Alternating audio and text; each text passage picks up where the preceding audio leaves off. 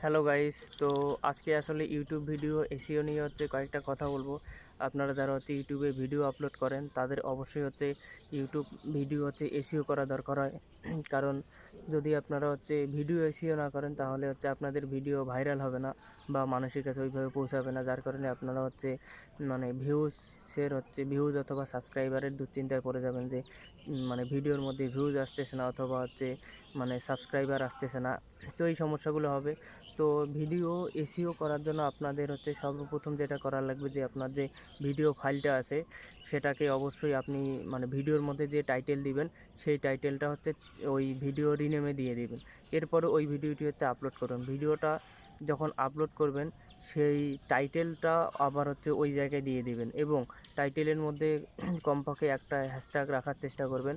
এবং আপনি যে সম্পর্কে ভিডিও বানাচ্ছেন আপনার অবশ্যই মানে ভিডিওটা যাতে এবং টাইটেলের মধ্যে মিল থাকে। আবার আপনি একটা ভিডিও দিলেন এক টাইপের আর টাইটেল দিলেন একরকম, তাহলে কিন্তু হবে না। তো এই বিষয়টা মাথায় রাখা লাগবে। এরপরে আপনি ডেসক্রিপশন দিতে পারেন, যে ডেসক্রিপশনে আপনি বলতে পারেন যে আপনার ভিডিও সম্পর্কে ডেসক্রিপশন দিবেন। এরপরে আপনার যে মেন বিষয় সেটা চ্যানেলে ট্যাগ অ্যাড করা লাগবে।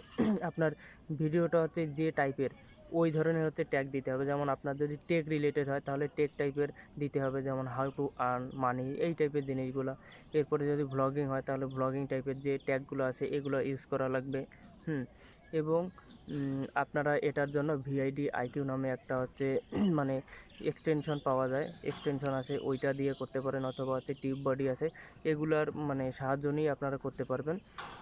তো এরপরে আপনাদের যে বিষয়টা করতে হবে সেটা ভিডিওটা আপলোড করা লাগবে। এরপর ভিডিও আপলোড করার জন্য বাংলাদেশ টাইম আপনারা সবথেকে বেটার হয় মানে সন্ধ্যাবেলায় আপলোড করবেন অথবা বিকালের দিকে, এর বাইরে আপলোড করবে না। তাহলে ওই সময়টা সবাই সোশ্যাল মিডিয়ায় বেশি থাকে, যার কারণে মানে ভাইরাল হওয়ার সম্ভাবনা বেশি থাকে। তো এই বিষয়, এই বিষয়গুলো মাথায় রাখলে আপনাদের ভিডিও তাড়াতাড়ি ভাইরাল হবে আশা করা যায়।